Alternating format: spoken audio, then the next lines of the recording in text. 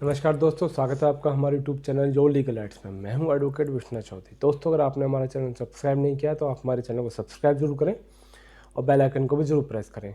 दोस्तों, किसी भी केस से संबंधित अगर आपका कोई भी सवाल है तो आप हमारे कमेंट बॉक्स में जाकर अपना सवाल हमसे पूछ सकते हैं। दोस्तों, आज का जो हमारा टॉपिक है वो फैमिली मैटर से संबंधित है। एक सवाल भी है हमारे पास।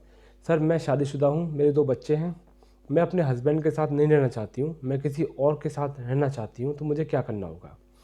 देखिए, अगर आपके दोनों परिवार के बीच में ये बैठ के राजीनामा हो गया है कि वे लड़का लड़की आप एक दूसरे के साथ नहीं रह सकते, इनको अलग होना है, इनका तलाक करा देते हैं, तो आप Hindu marriage act section 13B के अंदर डिवोर्स पिटिशन फाइल कर सकते हैं अगर आपका राजीनामा हो गया है। तो अगर आपका राजीनामा नहीं होता है, वो लड़का हो या लड़की हो, दोनों केस में ये अप्लाई होता है, तो आप Hindu marriage act section 13A के अंदर पिटिशन फाइल कर सकते हैं डिवोर्स की।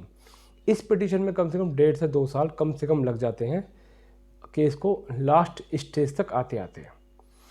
अब इस सब में बीच में कुछ लोगों का सवाल ये उठता है कि सर 1.5-2 साल लग जाएगा तो इतने में हम लोग क्या करें? मैं क्या उससे शादी कर लें या उसके साथ रहना शुरू कर दें? देखिए, आप उसके साथ रह तो सकते हैं, लेकिन कुछ सावधानियों के साथ। जब आप डिवोर्स पिटीशन फाइल कर देंगे तो ऑब्वियस सी बात है कि आप वो घर छोड़ देंगे जहाँ आपकी शादी हुई है। अगर आप लड़का हैं तो उस लड़की को उस घर से भगा देंगे, और लड़की हैं तो वो घर छोड़ के चली जाएगी। तो आप अगर उनके साथ रहना चाहते हैं तो सबसे पहली बात है कि आपको शादी नहीं करनी है। शादी का कोई भी दस्तावेज आपको नहीं बनाना है जब तक आपकी डिवोर्स की डिग्री ना हो जाए, और जब तक डिवोर्स की डिग्री ना हो जाए इस बीच में आपको कोई बच्चा भी पैदा नहीं करना है। अगर आपकी डिवोर्स की डिग्री तब हो जाए, उसके बाद आप शादी करें और उसके बाद ही कोई फैमिली प्लानिंग करें।